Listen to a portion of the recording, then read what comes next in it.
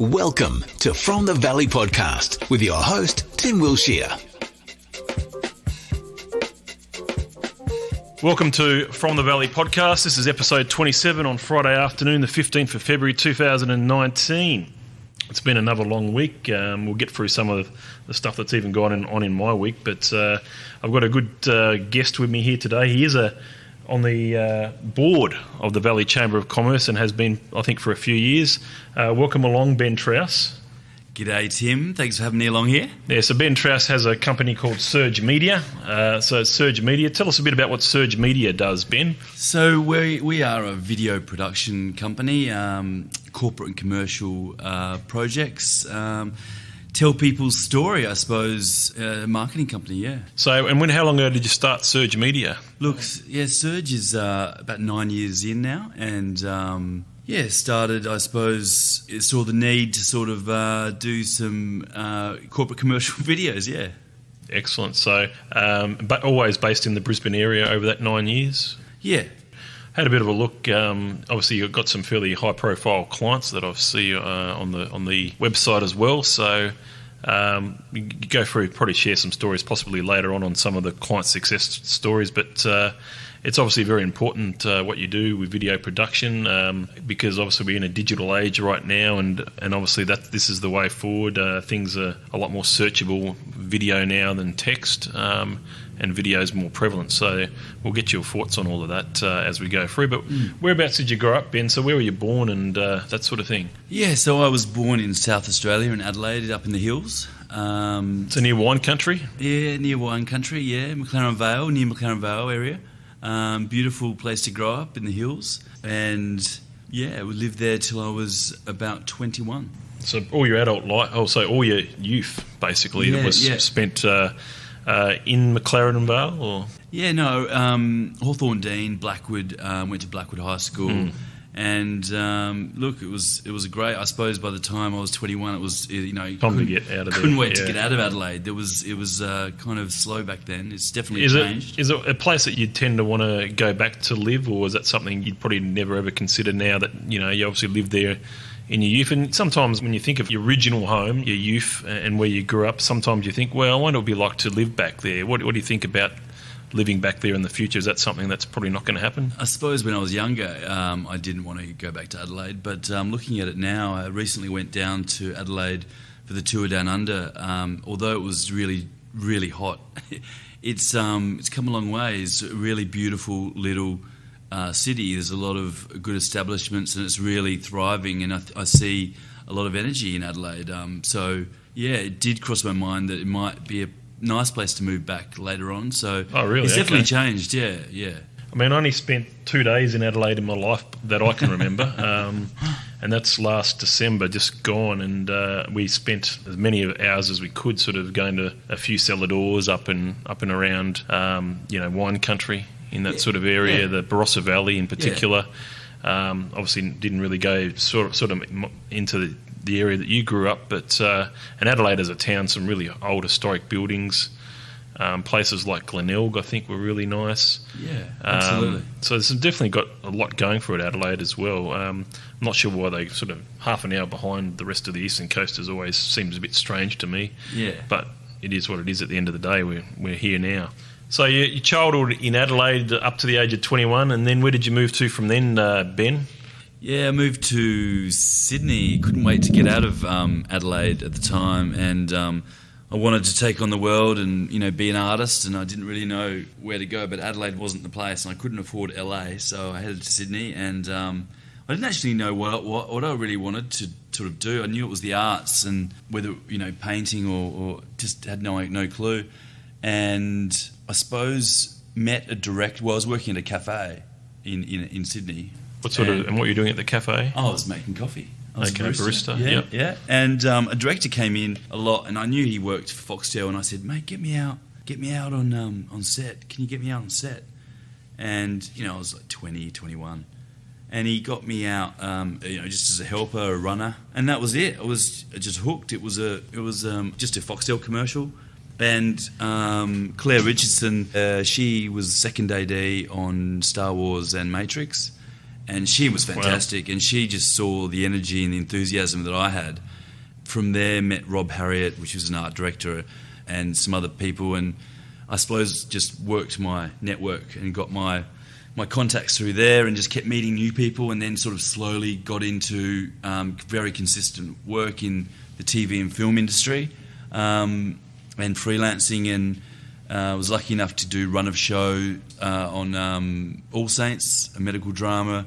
Yeah, I remember All Saints. Was that back in the 90s? Or I suppose might have started back then. I only started on it in 2005 to okay. It might have been the early noughties then. Maybe. Yeah. But that was filmed out at the old Epping studio, and I was on that for nearly 5 years, which was... So you would have met Georgie Parker? No, that was before my time. Oh, was it? So okay. I came on after John Howard and... good old John Howard. Yeah, John Waters and the rest of the crew. That was great times. And, and sort of fell in love with, obviously filmmaking and telling a story, and I suppose that's where I sort of learnt the craft. Excellent. So that's really good. And what other sort of any sort of other movies, films, TV series, shows that whilst you're in Sydney, that sort of I guess ring a bell or that you remember? Well, I mean, I had a absolute passion for music, and so music videos was something I did a lot of, and was lucky enough to work on Greenspoon, Evermore, Living End. There's some classics here. That's classical stuff. So did some big music videos, all the Idol sort of stuff, Casey Chambers and all that kind of stuff, and that was great. It was like good art department, good props, good setups, a lot of fun. Generally, 2-3 day shoot, wrapped up pretty quick, and I loved them. I loved the piece of art that is the music video. So did a lot of those, and obviously a lot of international commercials. So Budweiser, JCPenney, Old Navy, because there was a lot of, Sam Miguel, a lot of beer commercials. They all came over from overseas with a skeleton crew from overseas, and they crewed up in Sydney to do their commercial, and it might go for 3-4 weeks. And so, you're making really good money doing these commercials. And I was in a really good group of people, good network of people in Sydney. So that was my start to sort of using my degree. My visual arts actually came in pretty handy. So found myself really enjoying the art of film or storytelling, yeah. Excellent. So in Sydney, it was like a fast-paced lifestyle there. Did you you feel like you just didn't have too much time for yourself, or? Yeah, that's a really good question, because it took me a few years to get into Sydney. You'd pay $14 in tolls. And you didn't have the E-tag thing. You'd have to have change in your car. If you didn't have change in your car, you're stuffed. So you sort of, there was how times have changed. There was a few times where I've actually gone under the boom gate with the car, in tow of another car. So just because it didn't have any money. But yeah, it's a hard paced life in Sydney, and it took me a couple of years to get into that pace from Adelaide. But once I did, I thrived in it. Sydney was awesome. Love it. Loved Sydney. Yeah, no, it's one of those places you either, you can like it, but obviously, how many years did you end up living in Sydney? Oh, in Sydney, I was probably there about 8-9 years. Yeah. Excellent. And then sort of then you moved to Brisbane after that?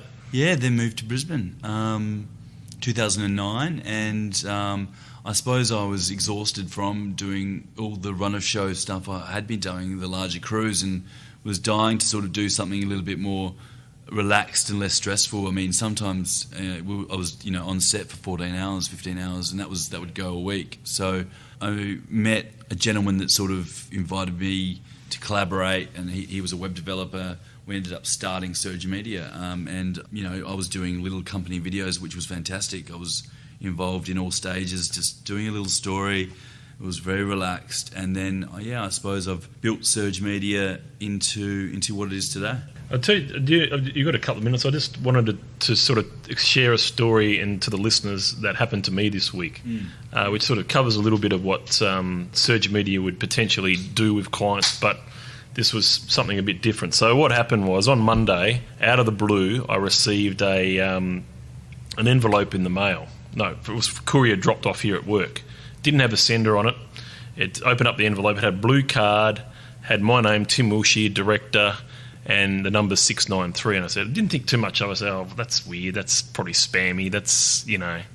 And then the next day, so Tuesday comes along this week, and then a little, you know, another envelope comes, and in the envelope it's like a little I'll take a photo of you, but yeah,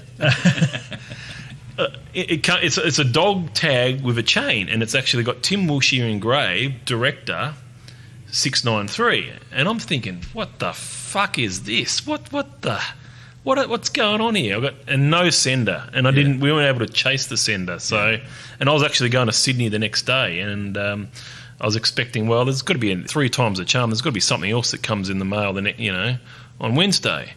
So anyway, whilst I'm away, this big box arrives on Wednesday.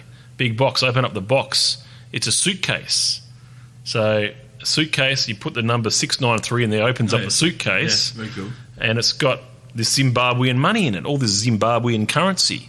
And it's got a little business card there called taketherisk.com.au. Can you afford to take the risk.com.au? So, and actually, oddly enough, I had a meeting and put everything together. I had a meeting with our supplier, which was a company and trust setup place. Yeah. And at that stage, I just waited for that meeting.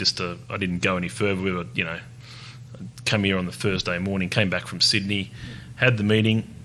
Anyway, and then they had this video. They plugged it into the website, and it was a 3.5-minute video. And on this video, they'd filmed this video in Zimbabwe, right? So they'd gone to Zimbabwe. They got some actor over in Zimbabwe, and he was basically saying, the Zimbabwean currency is worthless. You don't want this to happen to you. You don't want to go to like a ClearDocs or a cheap imitator provider of our, of what we provide as a quality service. So, but it was about 3.5 minutes of video, and it was just so weird. But did it entice you to the product? I mean, I don't know about touching on the negative, I suppose, but it's obviously he got a qualified lead, which is you. But I was the guinea pig, so I was already a customer. You were already a customer, so it was promotion to you. Yeah, it was promotion. I got a free halibut zero briefcase out of it. Yeah, okay. I don't know, that might be worth a few $100s, I'm not sure. But the strategy is that they're actually going out to these places and, to targeted people that they want to do business with, and they'll get a briefcase and they'll get the whole message. And you're definitely talking about it now, and I don't know how many people you've spoken to about it. So it's probably a pretty good. It's different. Pretty good little device that they've got. Yeah, it's definitely gave me Yeah, I don't know about touching on the negative. That's a bit strange, maybe, but okay, that's a different form of marketing. Yeah. But yeah, it was a video production. I think they'd done it reasonably cheaply, but still looked okay. We didn't do that. It was black and white, sort of. It was this actor that mentioned Access will help you, and they help you, all this sort of stuff. So yeah. So that was quite interesting. That's just an example of what happened to me this week. It's pretty crazy stuff. Yeah. So going back to Surge Media, you've had some pretty good high profile jobs in and around the Valley and Brisbane and all of that sort of stuff. What would be some of the most rewarding jobs that you've done under Surge Media that sort of come to mind? Anything that you can share in that regard? Look, there's quite a unique story. I mean, it was 2000 and I think 12 or 13, and I took 8 people over to India for a documentary, and that was through Surge Media. So I leveraged it off Surge, but yeah, I did a 3-week documentary in India, and it was a unique story. It was a great story. I mean, just briefly, I'll tell you about a story. There's a devout warrior and a pious goddess, and this devout warrior, who is an Indian who lives in Perth, I found out is going back to India to marry a pious goddess. And what a pious goddess is a prostitute that they've got out of prostitution. Right. And instead of them relapsing and going back into prostitution, they have to marry them off to good men. And a guru said, is there any devout warriors that will marry this prostitute? And this gentleman in Perth said, yeah, I will. And we follow his story going back to India to this guru ashram to marry a ex-prostitute, which is a really great story, yeah. So that's a highlight, and it was very scary to to take crew. I was really worried for their safety. Because of being in India, or Yeah, because being in India. So I had a mate that's ex army, Gavin, a bloody legend. So he was he like a bodyguard? He or was a it- bodyguard hired for logistics, and he just did a fantastic job. And so that was a real highlight job. It was fantastic. Yeah, doing that one. Yeah. Cool. Yeah, I'm sure there's plenty of stories out there, that where you've something really memorable has come out of a job, or something like it's given you a lot of this is the reason I do this. It's like. I think I tend to look at video projects as a clean slate, and how can I tell this story differently? I don't tend to use templates or anything like that. Our videos, Surge Media is very bespoke, and all our animation is pretty unique, and each video is kind of a little bit different, and we've got I suppose a style, and it's great looking at how you can, even it's just it might not be a massive company, but how can I tell this story differently, and so that's rewarding. So I guess with what Surge Media does, as what you just said there, you make it fairly unique for each experience, as unique as you can, and that must be. Yeah. Is that really a point of difference as well as what Surge Media brings to the market? Do you see like some of your competitors just keep cooker cutting stuff? Or? I think I do. I think I've always wanted to build Surge up to as a really big agency, and take on some other big players in the industry, but I'm sitting in a really nice little position doing these great, big videos. It is rewarding, sort of looking at a clean slate and making it your own. But that is our point of difference, I suppose. And we don't find it difficult. I don't want to toot our own horn. We don't really find it difficult to come up with those good ideas. It sort of seems to flow with my team.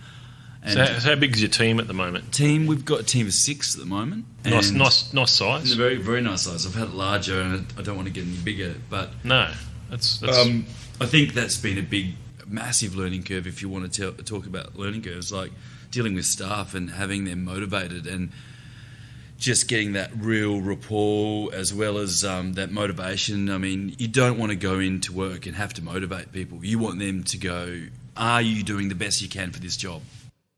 So any sort of tips that you sort of learned on what makes people in your industry motivated at work?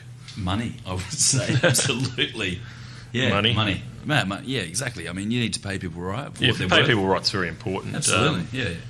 Do they want to see it as sort of enjoyable work? But I think, they need to be challenged still, don't they? They still need to be challenged from the point of view of, okay, you got to keep pushing them a little bit as well, just to get the best out of it. Yeah, I suppose it's lucky in my industry. I mean, it's not bland. It has a certain little bit of like glamour, if you like. You whack a camera out, and everyone sort of has a bit of pride that they're in the crew doing this production. So I'm lucky that I've got people that they obviously love video, and they love that aspect. That you don't really sort of find someone in video going, I don't really like this, this. So I'm really lucky like that. You get a lot of passion, but then you get a lot of people that just can't walk the walk. They can talk the talk.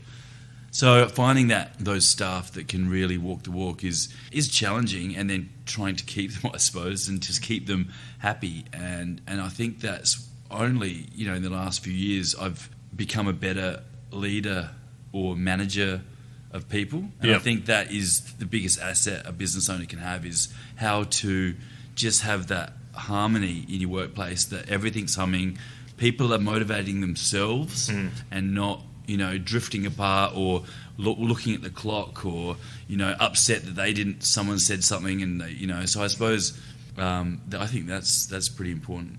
Yeah, definitely. And having a small team like what you've got there, do you really sort of, do you do a lot socially amongst the workers? Do you go on a reasonably regular, things to keep things churning over, like, the function here or there, or?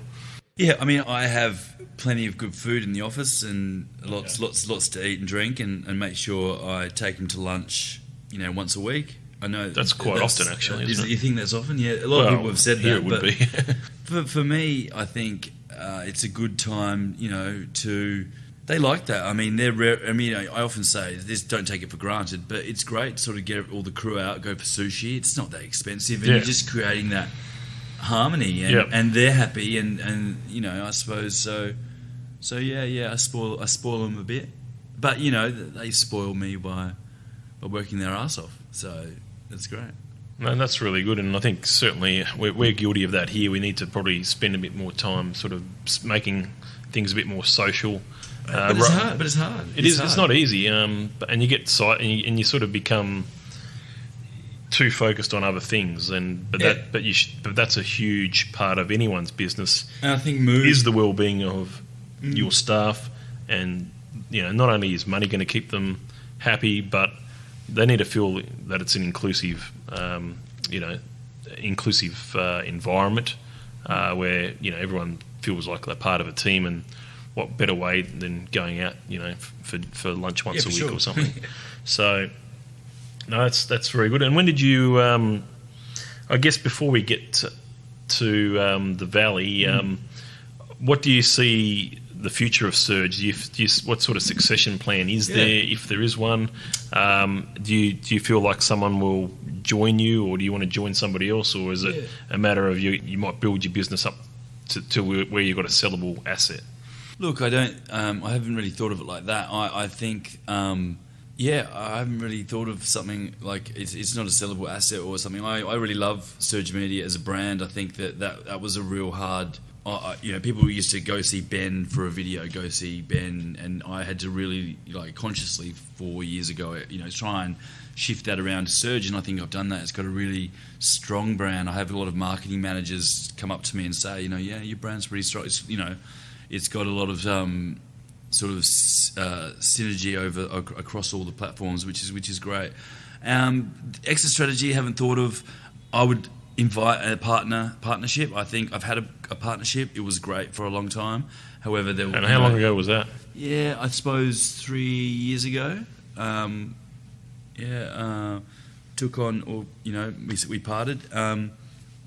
I think partnerships are great. I think they can be you really have to be in it for the right reasons, in the sense of bring different things to the table, but you have to actually manage both of your workload so that you're putting in even amounts. Once that sort of gap is, someone's doing 80 and then someone's doing 110, it kind of, it starts to become weight on someone's shoulders, and then things fold. So that's always the thing. There's got to be an understanding with, okay, we're going to remunerating ourselves this way. We've all got to accept it right now. If we don't, then it doesn't work. And we've got to all agree that we're putting in whatever effort. And if someone decides to put in more or less, then if it becomes an issue, let's talk about it. Simple. That's how it sort of works here. And how can it be successful, I guess, is that there's got to be that sort of understanding as well. So networking is something you sort of do like to do. I guess, did you do much networking when you were in Sydney at all? Did you get up to much there? That's a good question. Look, they're both very different states, obviously, and in Sydney, it's a different kettle of fish. I mean, although I was doing a different style of work, I wasn't owning a company. I was freelancing. I was the company. I was a freelancer, art director, and whatever else I did. But networking would be going to the after rap party and talking to the producers and just getting to know the producers. They're the ones that hire you. So and then talking to directors. The directors were the ones that hired me as an art director, or if I was a production designer. And so it's a different style of networking. But coming to Brisbane, I learnt very early on that it is a big country town, and it is all about networking. It is all about that drive of meeting someone, and that's how business really thrives in Brisbane, and you really need to embrace that. So from early on, my business partner at the time, we were in one of those breakfast networking organisations that was, it was good for its time. It good helped me get my elevator pitch, helped me work out how to sell myself and talk to business people, which was great for what it was worth. It sounds like those sort of things develop your skills as well. Yeah, absolutely. I think when you outgrow... Make you be a better leader as well, maybe. Yeah, definitely. Outgrowing that kind of networking avenue, I was looking for other networking opportunities like Valley Chamber, which is, I think, one of the best chamber in Australia, with a very rich and very experienced team of members. and especially I'm really privileged to be on the board with some absolutely fantastic board members. So how many years ago did you first get involved in the Valley Chamber? Look, it would have been about 3 or 4 years ago, and Danny Sinclair from Benga Designs, he got me involved. He said, "Oh, you got to get a part of, come to a meet and mingle." And was he on the board as well at some stage? No, he hasn't been on the board, but I think he's eager to contribute. So, okay, yeah. Yeah, so and I thought, look, from the first meet and mingle, it wasn't cliquey. It was really sort of get to know you. And a lot of great businesses floating around. I thought it was just an excellent run chamber. Yeah, definitely very well run chamber. And obviously, if you've only been around 4 years, I mean that means you've sort of been, because you've been on the board for a couple of years at least. 2 years. So I was pretty straight on. Yeah, I suppose. Yeah. So you obviously, I guess, spoke to the right people. Got obviously well versed, because it's definitely a privilege to be on the board of the Valley Chamber of Commerce, the most vibrant chamber in Australia, as we've sort of alluded to, and as what you said, it's the best chamber. So it's definitely has a really good team, and there's a lot of fun involved in the chamber. I mean, I think Murray said we run about 40 events a year, so there's always plenty on the calendar. There is. Yeah, there's a lot of training stuff. There's your lunches and meet and mingles. What type of events do you like the best out of the ones that they run? Look, I think the breakfast and lunches I like. I think when they get a speaker involved, and you generally, it's a different sort of style, and you've got a bit more time to talk to the other businesses there. One in mine in particular that I did like was when Young Care got up and spoke at Cloudland, which was a great. I think 2017 it might have been. Yeah, I think that was a really, really poignant talk he talked about, and I can't remember his name actually. CEO of Young Care. Anyway, it was a great lunch. I think the lunches hold a lot of value, but the meet and mingle's just as good. Yeah. Yeah, no, that Young Care, I remember that was very good. I mean, I do like the participation of not-for-profits within the chamber as well. I think you don't see that in many chambers, so it's good to have people like the Royal Guide Dog, or the Guide Dogs involved, Leukemia. I've seen the local Rotary Club as well in the Valley. Chaplain Watch, they've got a ball coming up. Here's a little thing here on the... What date's that? The 8th of March. That's not very far away. I think I've got my ticket. Yeah, Black Tie fundraiser. So is that on in your calendar? That is. I will definitely be there. We're sponsoring as well. Surge Media is getting involved, and I think the Chaplain Watch is just a fantastic charity. Helping and giving the 16 to 18 or 18 to 21 year olds in the valley with distress. One thing they do is they shield the police and let the police do the policing, and the Chaplain Watch are there to sort of help out. If you don't know what the Chaplain Watch do, they are in the valley predominantly on the Friday and Saturday nights, and they're helping. You might have some vulnerable girls or guys that are a bit maybe tipsy and don't know what to do, or something's happened. So the Chaplain Watch are there to sort of give them comfort and look after them. That's in a nutshell. But I invite anyone, if they're listening, to go out and research more about Chaplain Watch and get involved, because it is such a good thing they do. Yeah, episode 9 on the podcast, we had Lance Murgard on as a guest. Fantastic. And they all know about him. Yeah. So if they've listened to that podcast, or go back and listen to it, it's a great podcast. Just gives you a bit of insight into Lance's world. Yeah.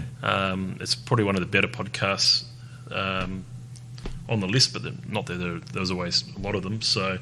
But that one was memorable because Lance is different to any other person you'd ever meet, just like anybody else, but just different in a way that's sort of heart sort of tugs at the heartstrings, I guess. What he's sort of capable of, and coming up with this. So he needs the support, and I suppose the Valley's always the Valley Chamber. We've really supported him in the last couple of years that I've been on the board, and and personally, Surge Media getting involved the last couple. So it's a very unique charity that he. Yeah.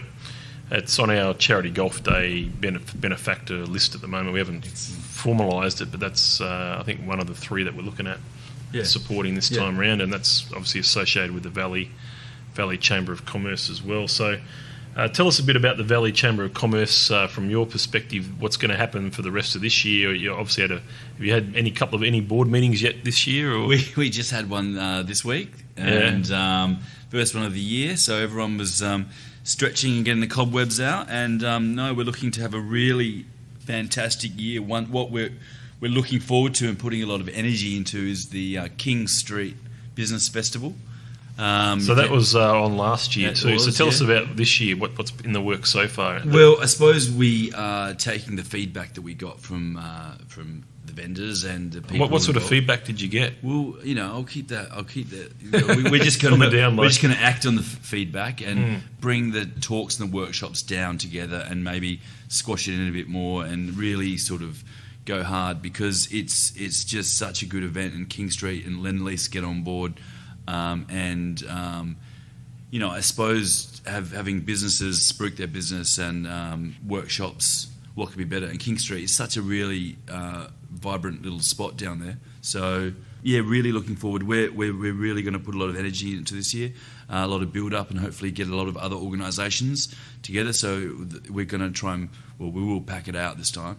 Last year was massive, and this year is going to be even better. No, it was very, very worth attending last year, and it was good just to have this recorder around, getting a bit of content for the podcast that was actually turned into a podcast, believe it or not. Oh, fantastic. So that was, I think they chose some really good people up on stage as well, and I think that was well done. Yeah, Murray Sutherland really put a lot of energy into that. So I'm not sure what you can do too much better. It was actually really, really good, but we'll see. I'm sure they'll just find more stuff that's to make things better, I'm sure. So that's really good. What else? What other things are in the works?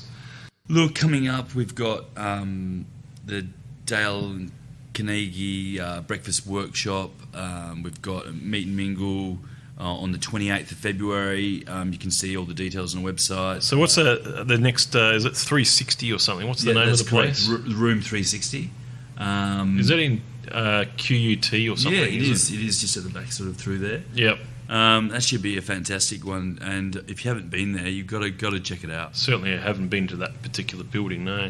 Yeah, and then obviously 8th of March, the Chaplain Watch Ball, black tie fundraiser. Cloudland, is it? Yep. Yeah, and then the 28th of March, Burney Lane, which will be great. And is that a meet and mingle? That is a meet and mingle, yeah. Yeah, so that's just a few on the cards, 2019, but it's going to be a jam-packed year. Yeah, definitely. Do you think the board obviously seems to get things done as well? I mean, obviously there's a lot of events that they run. Is there so much of a strategic plan for the actual chamber itself? Is there more of where do you think it's going to be in a few years' time? What different or? Look, I think there's always hurdles when you're in a board, and sometimes slow. We've all got other businesses that we run. However, we're giving our time to move things with the board, with the Valley Chamber. I think that things will always run smoothly when you've got harmony in the top level, and at the moment we do. There's 2 new board members that have come on this year, which are just adding different aspects to already dynamic group. But I suppose getting things done. Murray's been a great leader in helping sort of designate jobs, so it's been good. Yeah. I mean, at a typical sort of board meeting, is there lots of different business items that are discussed? Like, does it go for a long time? I mean, what does it just go? There's motors. I don't know if we can talk about what happens at the top level. No, look, I mean, we do a lot of workshops on the vision of the Valley Chamber. So how we positioned, what's our target, who is an ideal customer or an ideal member, and how can we service the members. We're always thinking about price point. Is this priced correctly? We've got a website that we're redoing, and that's be out soon, which will be great, and that will hopefully add more value to the members. So there's a lot going on. A lot goes into it, and then of course you've got events and making sure locations are happy and stuff like that. So a lot goes into it. And you sort of found being on the board sort of a learning experience for you. You sort of is there many things that you sort of learnt along the way? Yeah, it's always a learning experience. I think taking taking your skill set in a business and moving that to a board is great, and you sort of add value where you can and where your sort of superpower or strength is. And that's what I've done and been doing, helping in the marketing aspect and also, how to position different aspects. But, yeah. I guess from the outside looking in, I mean, you see a lot of respect amongst the board members. That the board members seem to, it might be different internally, but on the outside it looks like that everyone sort of respects one another and they know their sort of role and they seem to get the job done. And obviously, Murray's in a good position as leader, and he's probably, I think he's sort of motivated enough as a leader, I think, as well. I think he's got some go. Yeah, exactly. I mean, it's not easy to be a front man, I suppose, and he does a great job, and we all really respect each other, which is very important. And we've all got one goal is to sort of better the Valley Chamber and better our business and better us individually. And I think that for me, you mentioned, is it a learning curve? Of course, it's a learning curve for me. I'm loving it and learning a lot. And I think that the more you can get on with people and just have that harmony, the better outcomes you're going to have and the faster outcomes you're going to have. So, yeah, it's always a learning experience, and I'm thriving and loving it. Yeah. Well, there's a trivia night coming up for Apex if you're interested in 30th of March 2019. We're having our big trivia night, tables of 8 usually, so supporting a good cause, prostate cancer Foundation of Australia. So, but that should be good. So put that in your calendar, everybody. You'll no doubt you'll see some promotion for that coming up. But that's really good. I guess is there any particular person that you've looked up to as a mentor that sort of helped you in life generally or helped you in business? What do you think of what motivates you, to sort of succeed? Yeah. Look, there's a couple. There was a production designer that I worked with in Sydney named George Little, and he was. I worked with him on JCPenney commercial when they filmed here, the 6-week commercial, which was great. And he production designed Dark City, I think it was, and a few other big movies. But he was an inspiration because he just sort of said, you've just got to have that confidence and go for it. Like, you got to believe, and you're great. You are great. You've got to sort of believe. So that was a really big, I think I was 21. And for someone to say, you got to believe, yourself, So that was really cool. When you're that young, you sort of want to take on the world. And another big inspiration would be James Cameron. Just trying to move forward with all his. So James Cameron, the director of the Titanic, was probably what he's most known for. What else has he directed? He did Avatar. That's right. There's a lot more. Yeah. So no, he's definitely. What about someone like Peter Jackson? Is he sort of? Yeah, I think he's a great director in his own right. I'm probably not really a Lord of the Rings fan. No. I'm probably a lot of people are gonna turn off now, but never really been a. I think that he has his vision of that story, which is a great vision, but it wasn't really my. Yeah, and what's your sort of opinion on someone like Spielberg? Yeah, Spielberg's got his own fans as well. I think that he's done some great stuff. I think E.T. and, obviously Raiders of the Lost Ark is a downright favourite, especially what he did there with George Lucas. He's outright genius, really, isn't he? I mean, he's a little bit sort of maybe mainstream for me, but his early stuff's just unreal. So what are your favourite type of films, and what do you actually like to watch? Look, I think what I like to watch is films that are just entertaining the whole way through. So more action-based or more drama-based? Or just anything. I suppose just that you sort of forget you're watching a movie. You actually get drawn into it and you actually forget you're watching a television. I suppose whether it's drama or what's an example of something that would resonate to you? Well, look, I mean, The Bounty was a movie that I recently went back to and watched. I'm not sure if you know it. It's Captain Bligh, an early movie with Liam Neeson and Mel Gibson. Now, I recently went back and watched that, and it's an old 84 So it's back in the 80s, is it? It was 1984 or something like that. Like, I couldn't remember the year. But look, I watched that recently. So it's called The Bounty. Yeah, get into it. It was a great movie. And I found myself forgetting I was watching a movie, and because every single step or scene was entertaining. So that's sort of what I like. Yeah, okay. 1984, spot on. There you go. There you go. Anthony Hopkins was in it as well. Okay. Yeah. So he would have been a lot younger, Liam Neeson, did you say? Yeah. And obviously our Mel Gibson. Yeah, so it was one recently, so it was good. Wow, I never really heard that much about that movie. So, but there you go. There's a recommendation from. They're the movies Ben. I like, though. Ones that are sort of entertaining all the way through. Do you like the Pirates of the Caribbean sort of movie? Is that sort of? No, there's no theme there. No, I mean, Pirates of the Caribbean. That's very creative and everything. It's probably not my scene entirely, but I think Johnny Depp did a pretty amazing job imitating Keith Richards. I think he did. He modelled that character off.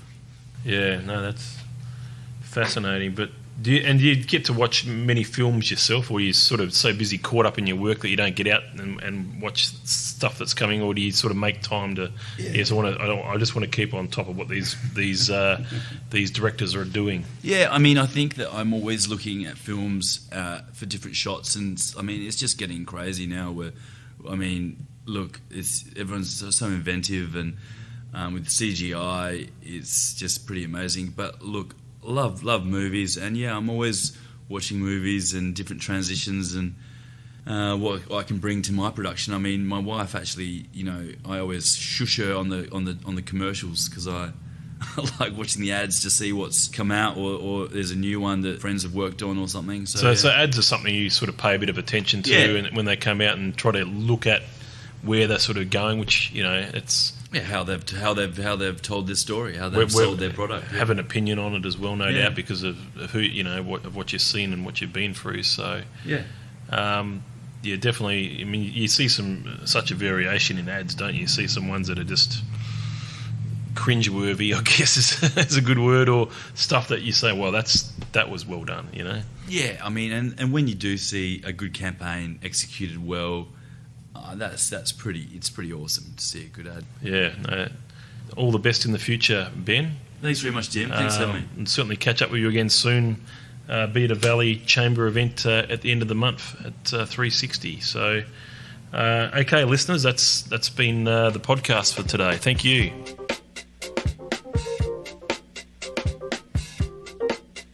Thanks for listening to the From the Valley podcast.